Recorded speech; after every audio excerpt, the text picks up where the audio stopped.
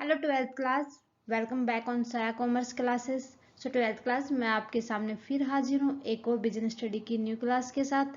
Business study में हम discuss कर रहे थे चैप्टर नंबर 7 डायरेक्टिंग को। डायरेक्टिंग में हमने लास्ट क्लास के अंदर डिस्कस किया था कि लीडरशिप होता क्या है, उसका मीनिंग क्या होता है और लीडरशिप की फीचर्स क्या क्या होती हैं। एंड देन लास्ट में हमने डिस्कस किया था कि एक अच्छा लीडर बनने के लिए क्या क्या क्वालिटीज होनी जरूरी होती हैं। सो ये थी हमारी लास्ट क्लास की बात। उम्मीद करती हूँ कि आपको अच्छे से समझ आ गया होगा लीडरशिप का कंसेप्ट।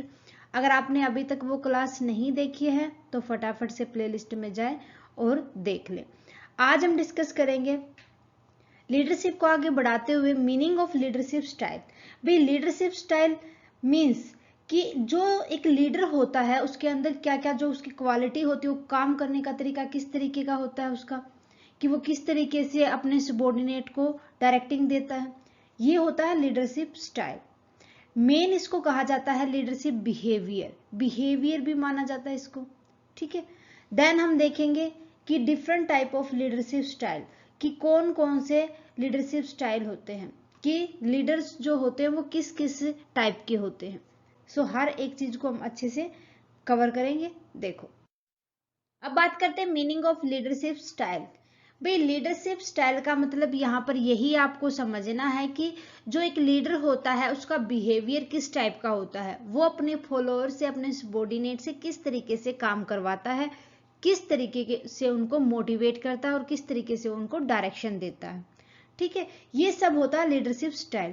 इसीलिए कहा जाता है leadership style also called leaders behavioural pattern, कि जो लीडरशिप स्टाइल होता है एक लीडर का बिहेवियर पैटर्न कैसा है उसको डिनोट करता है। ठीक है, सो नेक्स्ट देखो, the most basic leadership style defined by the situational leadership model. भाई जो लीडरशिप स्टाइल होता है उसको डिफाइन किया जाता है कि जो लीडरशिप मॉडल है उसकी सिचुएशनल लीडरशिप मॉडल, कि जो सिचुएशन है उस अकॉर्डिंग कोई भी लीडर किस तरीके से बिहेव करता है। ठीक है, सो वो मॉडल क्या होगा, directing is a plan and simply as telling people what to do, कि भाई डायरेक्शन उस टाइम पर दी जाती है, इस तरीके से दी जाएगी। जो यहाँ पर जो डायरेक्शन जो प्लान है और जो सिंपली यही देखा जाता है, उनसे कहा जाता है कि पीपल क्या चाहते हैं, क्या कर रहे हैं वो। ठीक है, in this mode the leader is taking control of the process and ensure everything is done by the book, कि यहाँ पर जो लीडर होता है उस सिचुएशन को ऑब्जर्व करता है और कंट्रोल करने की प्रोसेस करता है और एंश्योर करता है कि सारी चीजें अच्छे से हों, और at least how the leader preferred it to be done, और ये भी देखा जाता है कि उस टाइम पर जो लीडर होता है किस तरीके से किन चीजों को प्रेफर करता है सही तरीके से करने के लिए।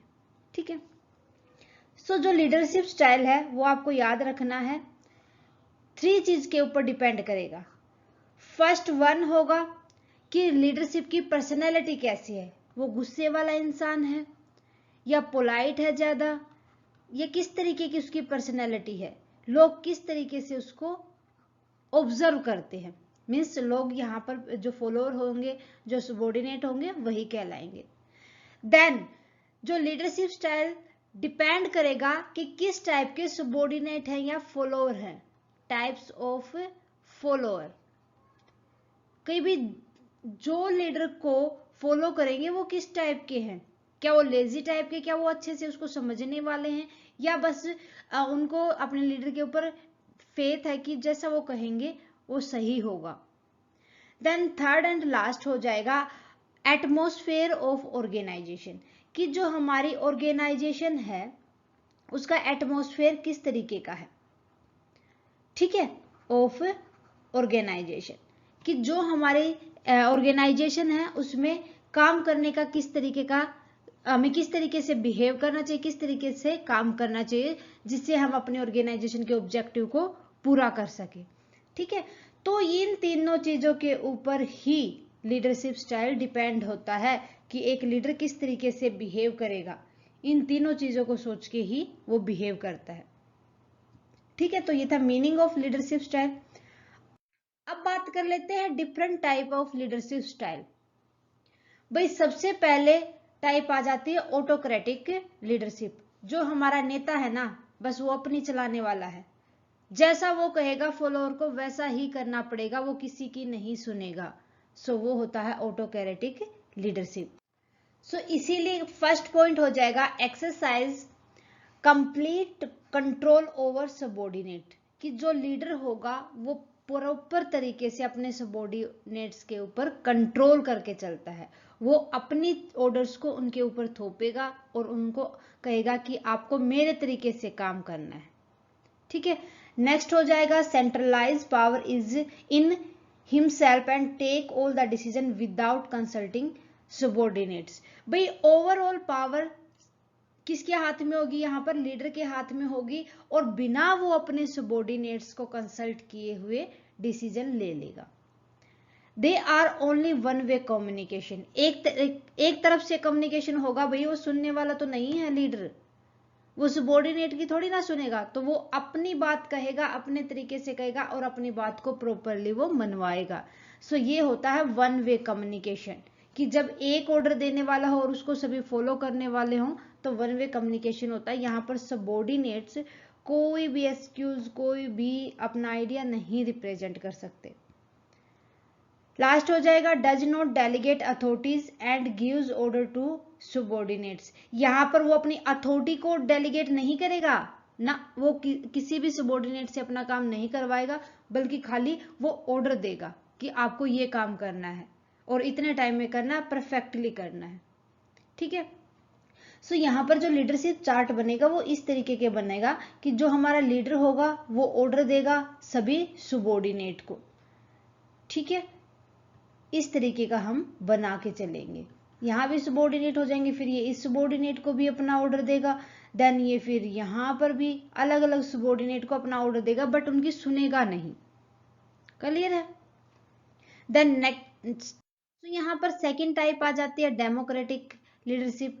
डेमोक्रेसी का मतलब होता है कि पार्टिसिपेशन यहाँ पर होता है किनका? Participation of subordinate. सबॉर्डिनेट्स का भी यहाँ पर पार्टिसिपेशन होता है। जो लीडर होता है सबसे पहले ये देखता है कि जो उसके सबॉर्डिनेट हैं या उसके जो फॉलोअर हैं वो क्या चाहते हैं। ठीक है, यहाँ पर अथॉरिटीज को डेलीगेट भी किया जाता है और ये भी देखा जाता है कि जो सबॉर्डिनेट है उनकी ग्रीवेंसेस क्या क्या हैं, उनके कंप्लेंट क्या क्या हैं, और ये भी देखा जाता है कि वो किस तरीके से काम करेंगे। सारी चीजें अकॉर्डिंग टू द सबॉर्डिनेट ही की जाती है। सो हमारा नेता यहाँ पर इस तरीके का होता है कि वो अपने फॉलोअर को महत्व देता है, इंपॉर्टेंस देता है। सो देखो आगे, take decision in consultation with subordinates. भाई डिसीजन लेने के टाइम पर वो अपनी सबॉर्डिनेट से सलाह मशवरा करता है। डेलीगेट्स एंड डिसेंट्रलाइज अथॉरिटीज, यहाँ पर अथॉरिटीज को डेलीगेट भी किया जाता है और डिसेंट्रलाइजेशन का मतलब यही होता है कि जो सबॉर्डिनेट होते हैं उनके अकॉर्डिंग ही उनको काम दिया जाता है। Leader follows the opinion based on the majority. भाई जो लीडर्स होते हैं पहले ये देखते हैं कि उसके जो फॉलोअर हैं, उसके जो सबॉर्डिनेट्स हैं वो क्या चाहते हैं। सो इनका जो ओपिनियन होगा वो प्रॉपरली मेजोरिटी के साथ जाएगा, फॉलोअर की मेजोरिटी कितनी है और उसकी मेजोरिटी के साथ ही। Given freedom on thinking expression, यहाँ पर सबॉर्डिनेट्स को फ्रीडम होती है कि वो क्या सोच रहे हैं, वो अपने व्यू को रखे, अच्छे से लीडर के सामने रखे ताकि वो उनको फॉलो कर सके। Listen to grievances and suggestion of the subordinates, ये देखा जाता है, लीडर ये सब देखता है कि क्या क्या जो सबॉर्डिनेट्स हैं हमारे, उनके ग्रीवेंसेस क्या क्या हैं, क्या क्या उनको प्रॉब्लम हो रही हैं और उनके सजेशन क्या है किसी भी आइडिया को अप्लाई करने के लिए। नेक्स्ट हो जाएगा exercise more control by using force with in the group. यहाँ पर ज्यादातर कंट्रोल ये नहीं देखो, यही इन्हीं चीजों को देख के किया जाता है कि जो पूरा ग्रुप है हमारा फॉलोअर का और सबॉर्डिनेट का और जो हमारे लीडर का, वो क्या चाहता है।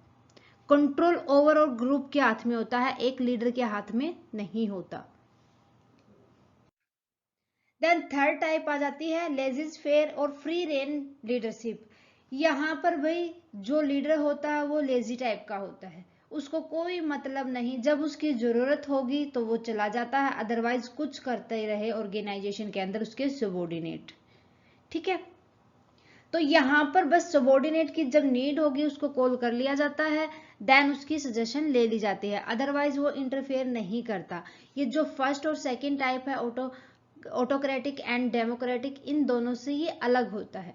इसको कोई लेना देना नहीं है कि जो सबॉर्डिनेट है वो क्या कर रहे हैं। हाँ, उनको नीड होती है तो ये टाइम पर आ जाता है, अदरवाइज ये इंटरफेयर नहीं करता। Involves complete delegation of authorities so that subordinate themselves take decision। भाई पूरी की पूरी यहाँ पर तो जो हमारे लीडर है ना वो इतने मेहरबान है सबॉर्डिनेट्स के ऊपर कि उन्होंने सारी अथॉरिटीज को डेलीगेट कर दिया है सबॉर्डिनेट को और कह दिया भाई अपने आप से डिसीजन लो आप, ठीक है। Leader avoid using power until necessary. भाई जब तक जरूरी नहीं होता जब तक लीडरशिप अपनी पावर को यूज नहीं करता। Services only as a contact to bring information and resources needed by the subordinate। Leadership तभी अपनी सर्विसेज देगा जब सबॉर्डिनेट ये कहेगा कि हाँ हमें इंफॉर्मेशन की नीड है, हमें इन रिसोर्सेज की नीड है, अदरवाइज वो इंटरफेयर नहीं करेगा।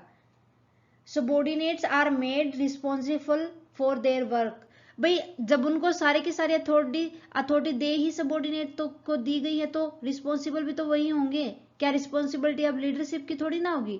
लीडर यहाँ पर कोई नहीं, बस उसने सारी अथॉरिटीज को डेलीगेट कर दिया है सबॉर्डिनेट को। भाई उनकी रिस्पॉन्सिबिलिटी है कि वो किस तरीके से काम करेंगे, जवाबदेही भी उनकी ही होगी। Maximum scope of development. भाई मैक्सिमम स्कोप तो होगा ही, क्योंकि यहाँ पर किनकी चलेगी? सबॉर्डिनेट की चलेंगी, वो फ्रीली काम करेंगे। अगर उनके माइंड के ऊपर कोई भी बर्डन नहीं होगा तो वो अपना वर्क परफॉर्मेंस बहुत अच्छा देते हैं, ठीक है। सो ये था लीडरशिप स्टाइल। उम्मीद करती हूँ कि आपको अच्छे से समझ आया होगा। इसी उम्मीद के साथ मिलते हैं नेक्स्ट क्लास में। नेक्स्ट क्लास में हम डिस्कस कर लेंगे जो मोटिवेशन की हायरार्की थ्योरी है वो हमारी रहती थी। सो नेक्स्ट क्लास के अंदर अच्छे से डिस्कस कर लेंगे क्योंकि वो बहुत ही इंपॉर्टेंट है। सो आने वाली क्लास को मिस ना करें, आज वाली क्लास को परफेक्टली समझ ले। क्लास कैसी लगी मुझे कमेंट करके बताएं। अच्छी लगे तो प्लीज लाइक और अदर स्टूडेंट के साथ ज्यादा से ज्यादा शेयर करें। अगर आपने अभी तक साया कॉमर्स क्लासेस को सब्सक्राइब नहीं किया है सो प्लीज आपसे रिक्वेस्ट है कि आप चैनल को सब्सक्राइब कर लें और बेल आइकन को दबा लें ताकि आने वाले क्लास की नोटिफिकेशन आपको मिल जाए। So thank you very much student, मिलते हैं नेक्स्ट क्लास में। Bye bye and take care.